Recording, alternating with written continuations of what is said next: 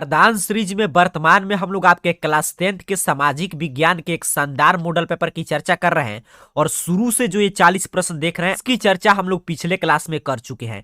अगर आपका कोई भी क्लास से छूटा है तो इस चैनल को सब्सक्राइब करके रखिए और प्लेलिस्ट सेक्शन में जाकर देख लीजिएगा। पूरा वीडियो आपको सिलसिलेवार से मिल जाएगा या इसी वीडियो के नीचे डिस्क्रिप्शन बॉक्स में लिंक दिया जाता है, वहां से भी जाकर आप देख सकते हैं। 80 ऑब्जेक्टिव वाला मॉडल पेपर है। 40 प्रश्नों की चर्चा हम लोग कर चुके हैं। आज के 40 प्रश्न में देखना है कि मैं बोला था कि आपको सामाजिक विज्ञान की तैयारी करके आना है, तो आज के इस 40 प्रश्न में मुझे देखना है कि आप लोग का तैयारी किस स्तर का है, आप कितना प्रश्न का सही सही जवाब दे पाते हैं, क्योंकि आप जानते हैं परीक्षा में बिल्कुल कुछ दिन ही शेष है।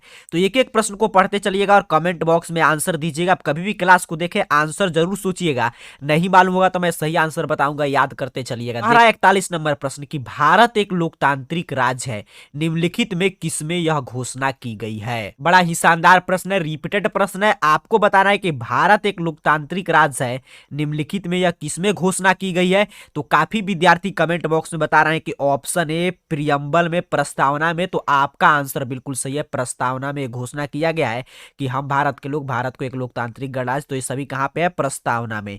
आगे बढ़ेंगे 42 नंबर प्रश्न की बात करेंगे। प्रश्न आपसे कह रहा है कि इनमें किस राज्य को विशेष राज्य का दर्जा प्राप्त नहीं है। देखिए क्या कहा 42 नंबर प्रश्न कि किस राज्य को विशेष राज्य का दर्जा प्राप्त नहीं है सर। तो जैसे ही एग्जाम में प्रश्न आएगा आपको OMR सीट पे ऑप्शन सी कलर कर देना है। बिहार को आप जानते हैं बार बार बिहार के मुख्यमंत्री के द्वारा मांग किया जाता है कि बिहार को भी विशेष राज्य का दर्जा दिया जाए। वर्तमान में भी अगर आप पेपर पढ़ते होंगे तो अभी जो नीति आयोग का इंडेक्स आ रहा है इसमें भारत को सभी चीज में बिल्कुल नीचे से स्थान मिल रहा है, 1 नंबर 2 नंबर नीचे से बिहार टॉप पे है। तो इसको देखते हुए वर्तमान मुख्यमंत्री की तरफ से मांग किया गया था कि बिहार को दर्जा दीजिए तभी बिहार का विकास संभव है।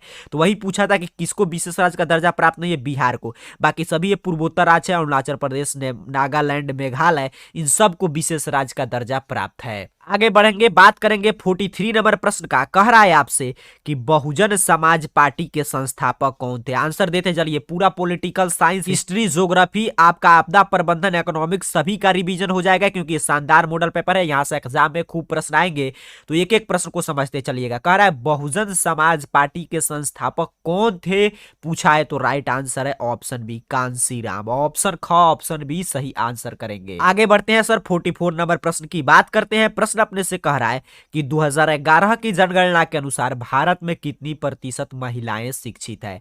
आपको बताना है कि 2011 का जो जनगणना आया था उसके अनुसार भारत में कितनी प्रतिशत महिलाएं शिक्षित है, यही आपको बताना है।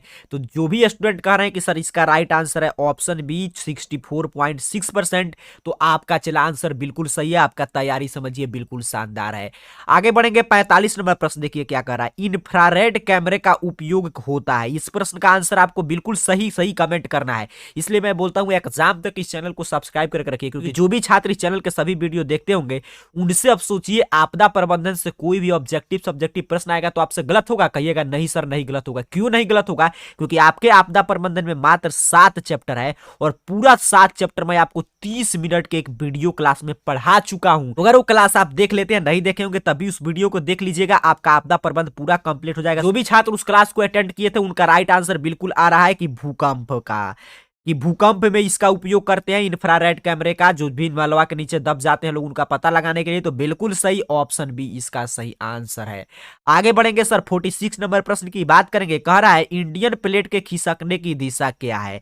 आप जान रहे हैं वर्तमान में इंडियन जो प्लेट है वो खिसक रहा है, तो वही पूछता है कि उसकी दिशा क्या है, किस डायरेक्शन में वो मूवमेंट कर रहा है, यही आपसे पूछा है। नहीं मालूम है तो याद रखेंगे सर नॉर्थ से ईस्ट की ओर, उत्तर पूर्व दिशा में खिसक रहा है। तो ऑप्शन बी सही आंसर है 46 का। 47 नंबर प्रश्न की बात करें तो प्रश्न अपने से कह रहा है कि कोसी नदी बिहार के किस क्षेत्र में है। आपको बताना है कोसी नदी बिहार के किस क्षेत्र में है। बिल्कुल इंग्लिश और हिंदी माध्यम दोनों माध्यम में प्रश्न सेट किया गया है। तो कोसी नदी जो है वो बिहार के किस क्षेत्र में है सर। तो जो भी छात्र कह रहे हैं उत्तर क्षेत्र में, नॉर्थ क्षेत्र में, तो आपका आंसर बिल्कुल सही है, ऑप्शन डी इसका सही आंसर है। याद जरूर कीजिएगा, नहीं मालूम होगा कोई चिंता की बात नहीं, याद करते चलिए। 48 नंबर प्रश्न भी मैं सोचिए आपको आपदा प्रबंधन का क्लास दिया तो उसमें मैंने बताया था कि वर्ष 1934 बिहार में आज भी क्यों याद किया जाता है सर। तो इसका भी मैंने बताया था कि उसमें उसमें भयानक क्या आया था, भूकंप के लिए, अर्थक्वेक के लिए। तो ऑप्शन ए सही आंसर है। मैं सोचिए, देखिए मैं आपको बोला था उस समय भी आपदा प्रबंधन के क्लास में कि इतना पढ़ लीजिए, 7 चैप्टर, बस आधा घंटा से भी कम का क्लास है, इससे बाहर कोई प्रश्न नहीं आएगा। देखिए कौन ऐसा प्रश्न है जो मैं आपको नहीं बताया था, ऐसे ही एग्जाम में भी होगा। कह रहा है भारत का प्रमुख सुखाड़ किस वर्ष आया था। मैं उस समय भी बोला था कि इस प्रश्न को रट लीजिए, हमेशा पूछता है। जो भी छात्र इस चैनल के रेगुलर व्यूअर है बिल्कुल सही से आंसर कमेंट कर रहे हैं। ऑप्शन सी 1966 आपका बिल्कुल सही आंसर है। आगे बढ़ेंगे सर, 50 नंबर प्रश्न की बात करेंगे। प्रश्न आपसे कह रहा है कि कृष्णा सागर कृत्रिम झील संबंधित है। सभी प्रश्न मैं आपको पढ़ा चुका हूं। कृष्णा सागर कृत्रिम झील किस नदी पे बनाया गया यही आपको बताना है। तो 50 का राइट आंसर क्या हो जाएगा, कावेरी नदी। बिल्कुल सही। जो छात्र क्लास करते हो देखिए कितना जल्दी जल्दी आंसर दे रहे हैं, कावेरी नदी सही आंसर होगा 50 का। आगे बढ़ेंगे 51 नंबर प्रश्न, क्योंकि इस चैनल पे हम लोग सिर्फ परीक्षा उपयोगी क्लास लाते हैं ताकि क्लास कम हो, जिससे आपको कम प्रश्न याद करना पड़े, लेकिन यहां से सीधे सीधे प्रश्न आए। कह रहा है आपसे कि सब प्रत्येक के लिए और प्रत्येक के लिए सब किसका सिद्धांत है। सब लोग प्रत्येक के लिए, प्रत्येक के लिए सब एक किसका सिद्धांत है सर। तो नहीं मालूम है तो याद रखेंगे, इसे ही तो बोलते हैं कोऑपरेटिव सहकारिता का सिद्धांत है। ऑप्शन सी सही आंसर है। 52 नंबर प्रश्न की बात करेंगे। प्रश्न अपने से कह रहा है कि प्राथमिक कृषक साख समिति कृषकों को कैसा ऋण प्रदान करती है। आपको बताना है कि जो प्राइमरी एग्रीकल्चर क्रेडिट सोसाइटी होते हैं वो फार्मर्स को कैसे लोन प्रदान करते हैं सर। तो राइट आंसर अल्पकालीन, शॉर्ट टर्म लोन देते हैं, अल्पकालीन लोन। तो 52 का राइट आंसर हो जाएगा ऑप्शन बी। 53 नंबर प्रश्न की बात करें तो कह रहा है आपसे कि स्वयं सहायता समूह, सेल्फ हेल्प ग्रुप जिसे हम एसएचजी कहते हैं, उसमें बचत एवं ऋण संबंधी निर्णय कौन लेता है। स्वयं सहायता समूह में बचत एवं ऋण संबंधी निर्णय कौन लेते हैं सर। समूह के सदस्य, मेंबर ऑफ ग्रुप। सभी समूह के सदस्य का मीटिंग होता है। आप देखे भी होंगे गांव में भी स्वयं सहायता समूह चलता है, तो वो लोग मीटिंग में निर्णय लेते हैं कि कितना बचत करना और किस किस को ऋण देना है, इसमें समूह के जो भी सदस्य हैं उनको। तो ऑप्शन सी सही आंसर है 53 का। 54 नंबर प्रश्न की बात करें तो प्रश्न आपसे कह रहा है आर्थिक विकास के तीसरे क्षेत्र में क्या उत्पादित होता है।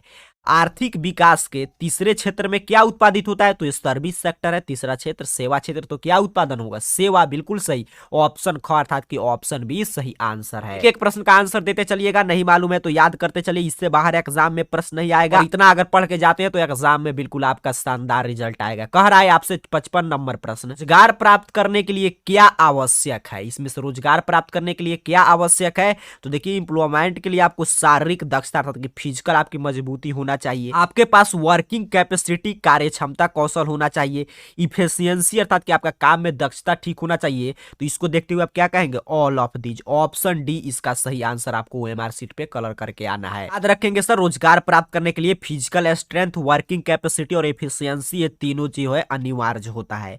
56 नंबर प्रश्न की बात करें तो प्रश्न अपने से कह रहा है इनमें कौन सेवा क्षेत्र की आर्थिक बुनियादी सुविधा नहीं है। इसमें से कौन सेवा क्षेत्र की आर्थिक बुनियादी सुविधा नहीं है, यही आपको बताना है। तो शिक्षा। ऑप्शन डी शिक्षा को बुनियादी सुविधा के लिए नहीं रखा गया, बाकी वित्त, यातायात, दूर संचार नहीं रहेगा तो सेवा क्षेत्र कामयाब नहीं हो पाएगा। तो 56 का राइट आंसर होगा ऑप्शन डी। आगे बढ़ेंगे, बात करेंगे 57 नंबर प्रश्न। बिल्कुल शानदार प्रश्न आ गया। कह रहा है अंतरराष्ट्रीय व्यापार से संबंधित नियमों को कौन निर्धारित करता है। जो इंटरनेशनल ट्रेड होता है उसके लिए जो भी रूल बनता है उसका कौन निर्धारण इसमें से करता है सर। तो बिल्कुल आसान प्रश्न है, काफी छात्र मैं देख रहा हूं बिल्कुल सही सही आंसर कमेंट कर रहे हैं। डब्ल्यूटीओ। डब्ल्यूटीओ अर्थात कि वर्ल्ड ट्रेड ऑर्गेनाइजेशन, विश्व व्यापार संगठन, यही क्या करता है, अंतरराष्ट्रीय व्यापार से संबंधित नियमों का निर्धारण करता है। आगे बढ़ते हैं, बात करते हैं 58 नंबर प्रश्न की। प्रश्न आपसे कह रहा है कि इनमें किस नीति में परमिट, लाइसेंस, कोटा जैसे नियंत्रणों को समाप्त करने का संकल्प है। प्रश्न आपसे क्या पूछा कि इसमें से कौन सा नीति है जिसमें परमिट, लाइसेंस, कोटा जैसे नियंत्रणों को समाप्त करने की बात कहा जाता है, उसे ही हम कहते हैं उदारीकरण अर्थात कि लिबराइजेशन। तो यही इसका सही आंसर हो जाएगा ऑप्शन सी। 59 नंबर प्रश्न की बात करें तो प्रश्न आपसे कह रहा है, पॉलिटिकल साइंस से प्रश्न है कि ग्राम रक्षा दल का प्रधान कहलाता है। The chief of the gram रक्षा दल जी कॉल्ड। आपको बताना है कि ग्राम रक्षा दल के प्रधान को क्या कहते हैं। सीधे सीधे बुक से प्रश्न उठाकर छापा है सर। तो ऑप्शन बी दलपति। क्या कहते हैं उसे, दलपति कहेंगे। ऑप्शन बी सही आंसर है। आगे बढ़ेंगे, बात करेंगे 60 नंबर प्रश्न। प्रश्न आपसे बिल्कुल शानदार आ गया, आपके बुक से कह रहा है निम्नांकित कौन सा कार्य राजनीतिक दल का है। इसमें से कौन सा कार्य राजनीतिक दल का है, यही आपको बताना है। बड़ा ही वीवीआई प्रश्न है, तो ध्यान से देखिएगा। चुनाव में सक्रिय रूप से भाग लेना, ये काम जो है राजनीतिक दल का होता है। तो राइट आंसर है ऑप्शन डी। आगे बढ़ते हैं, बात करते हैं 61 नंबर प्रश्न। प्रश्न आपसे कह रहा है कि दल बदल कानून किस पर लागू होता है। दल बदल कानून इसमें किस पे लागू होता है सर? तो 61 का राइट आंसर हो जाएगा ऑप्शन सी, सांसद और विधायक पर आप जानते हैं क्या लागू होता है, दल बदल कानून। तो ऑप्शन सी सही आंसर है। 62 नंबर प्रश्न की बात करें तो प्रश्न अपने से पूछ रहा है कि भारत के वर्तमान उपराष्ट्रपति कौन है। आपको बताना है कि इस समय, देखिए अब इससे आसान प्रश्न क्या हो सकता है कि वर्तमान में उपराष्ट्रपति कौन है, यही आपको बताना है। तो इसका राइट आंसर हो जाएगा option C, M Venkaiah Naidu. काफी छात्र कमेंट बॉक्स में यही बता रहे हैं, आपका आंसर बिल्कुल सही है, एम वेंकैया नायडू जी के यहाँ इसमें वर्तमान में उपराष्ट्रपति हैं। 62 का राइट आंसर है। एक छोटा सा प्रश्न मैं आपको होमवर्क के तौर पे दे रहा हूं, जैसे ही क्लास खत्म होगा तो नीचे लाइव चैट में नहीं, नीचे कमेंट बॉक्स में आप बताइएगा कि वर्तमान में राष्ट्रपति कौन है। मैं आपसे क्या पूछा कि राष्ट्रपति कौन है, यहाँ पे उपराष्ट्रपति तो ठीक है एम वेंकैया नायडू जी हैं, लेकिन वर्तमान में इस समय राष्ट्रपति का नाम क्या है, यही आपको बताना है। आगे बढ़ते हैं, 63 नंबर प्रश्न की बात करते हैं। जो भी होमवर्क मिल रहा है उसका जवाब जरूर देकर जाइएगा। 63 नंबर प्रश्न कह रहा है कि भारतीय कम्युनिस्ट पार्टी की स्थापना कब हुई। भारतीय कम्युनिस्ट पार्टी की स्थापना कब हुआ था सर? तो 1915, बिल्कुल सही, ऑप्शन बी सही आंसर है। आगे बढ़ेंगे, बात करेंगे 64 नंबर प्रश्न की। प्रश्न आपसे कह रहा है कि निम्नांकित में कौन भौम जल पुनर्भरण में बाधक है। भौम जल पुनर्भरण में कौन बाधक है? तो इनमें से सभी, देखिए शहरीकरण भी है, भवन निर्माण में भी है, सड़क का पक्कीकरण, ये सभी बाधक है। तो इनमें से सभी सही आंसर हो जाएगा।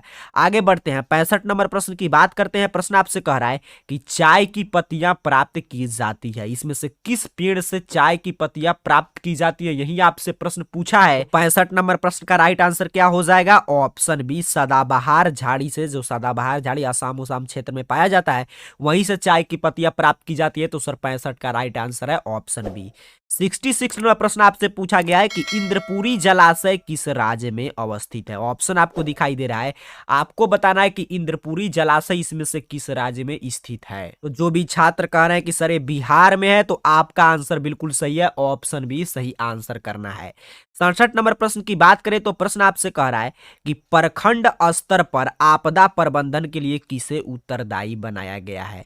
आपको बताना है कि प्रखंड स्तर पर आपदा प्रबंधन के लिए किसे उत्तरदायी बनाया गया है। तो राइट आंसर है ऑप्शन डी, इनमें से सभी को। देखिए आपदा प्रबंधन विभाग को, जिला मजिस्ट्रेट को, पंचायत समितियों को, क्योंकि प्रखंड स्तर की बात कर रहा है। तो ऑप्शन डी इसका सही आंसर है। 67 नंबर प्रश्न, देखिए सभी प्रश्न जो पूछ रहा है मैं सभी आपको आपदा प्रबंधन में बोला पढ़ा चुका हूं, अभी भी समय नहीं बीता है। क्लास को जरूर देख लीजिएगा, मात्र 30 मिनट से कम आपका समय लगेगा और पूरा आपदा प्रबंधन का 1 से 7 तक चैप्टर कंप्लीट हो जाएगा। ये भी उसी से प्रश्न है। 68 नंबर कह रहा है भूकंप केंद्र से पृथ्वी पर पहुंचने वाली पहली तरंग कौन सी है। मैं वहां पे भी बताया था कि VVI प्रश्न इसे याद कर जाइएगा, एग्जाम में आएगा।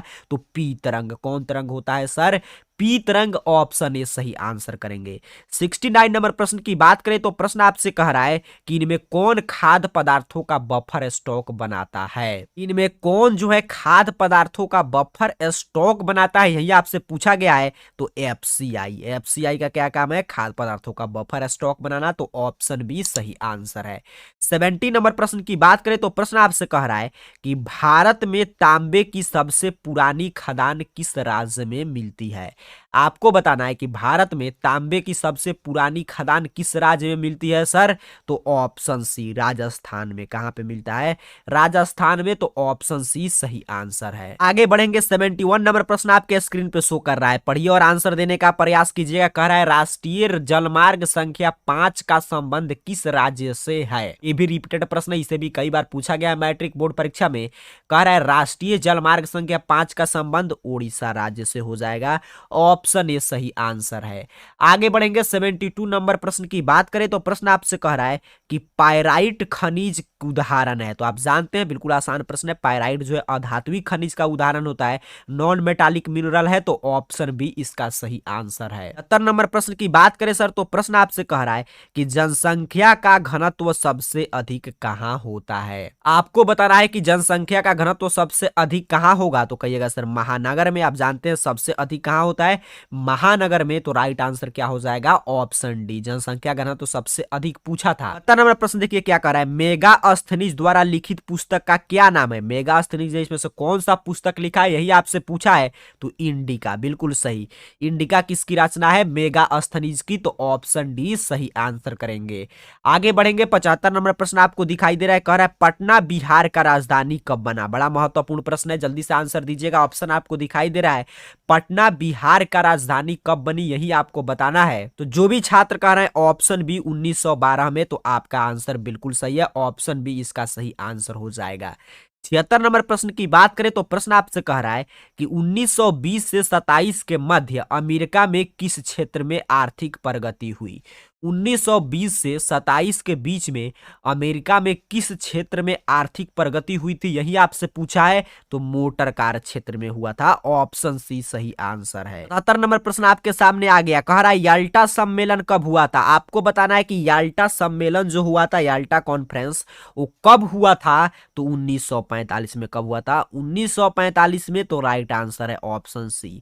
78 नंबर प्रश्न देखिए क्या कह रहा है कि यूरोपीय आर्थिक समुदाय की स्थापना किस वर्ष हुई। यूरोपियन इकोनॉमिक कम्युनिटी का स्थापना किस वर्ष हुआ था, यही आपसे पूछा है, तो इसका स्थापना हुआ था, नहीं मालूम है तो रटते चलिएगा, 1957 में। 79 नंबर प्रश्न है, बैंक ऑफ इंडिया की स्थापना कब हुआ। BOI अर्थात कि बैंक ऑफ इंडिया की स्थापना किस वर्ष हुआ था सर, तो 1906। आगे बढ़ते हैं। 80 नंबर प्रश्न की बात करते हैं, कह रहा है बंगवासी का संपादन किसने किया।